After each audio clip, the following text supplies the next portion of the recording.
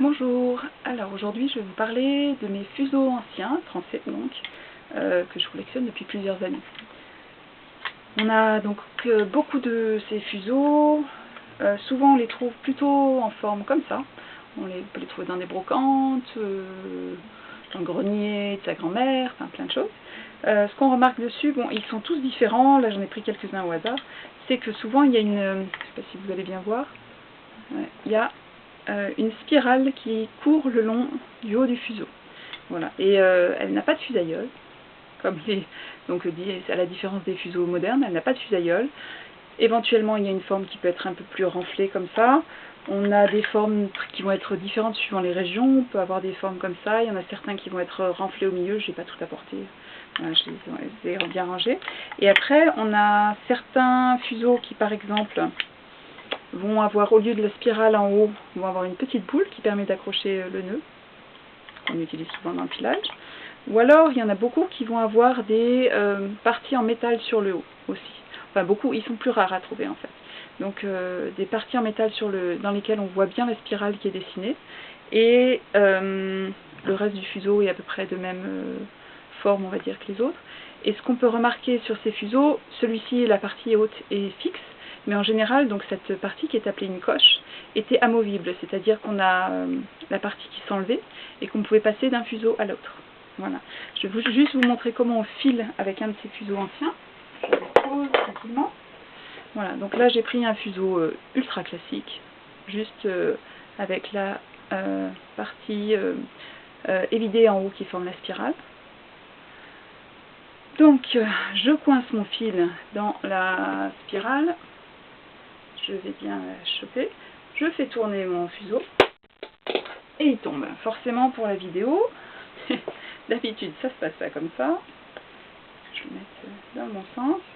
Voilà. Si on le tient bien, c'est quand même plus délicat qu'avec un crochet, hein, mais voilà, si on le tient bien, il tourne bien. Vous voyez tourner, je vais peut-être le mettre plus haut. Voilà, et donc il y a quelques trucs à savoir pour que ça marche bien. Après on décroche et on enroule le fil autour du fuseau.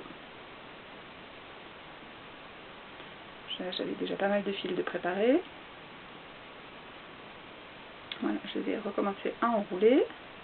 Je fais des petits tours avant. Je le cale bien dans l'encoche. Alors c'est quand même un filage pour lequel il faut toujours garder la main assez proche quand même du haut du fuseau, hein. On n'est pas dans des fuseaux qu'on va lancer jusque tout en bas pour la plupart du temps. Voilà, on prépare le fil. Hop. Je fais tourner mon fuseau. Je vais essayer de bien vous le montrer. Et voilà. Du coup, ça peut aller assez vite en fait. L'autre jour, je m'amusais à filer avec. Donc là, c'est de la visée, c'est juste une laine locale, hein, qui est cardée. Mais je m'amusais à filer avec et j'étais surprise par finalement la production qu'on peut avoir avec. Voilà, donc forcément, c'était utilisé par des personnes qui auraient pu aussi utiliser des rouets. Le filage au fuseau étant utilisé pour des occasions, à la fois pour des laines différentes, dans des occasions différentes. C'est-à-dire, par exemple, on voyait souvent des bergers, ou des bergères forcément, qui utilisaient les fuseaux pendant les longues heures qu'elles passaient dans les champs pour surveiller les vaches.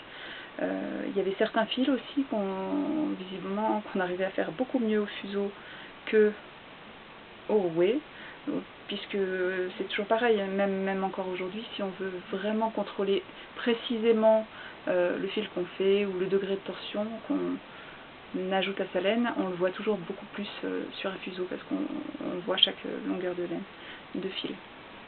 Voilà, et on tourne, on tourne. Il est vraiment...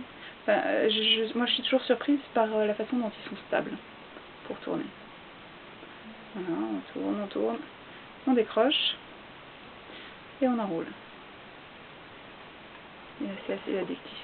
Voilà, bonne journée.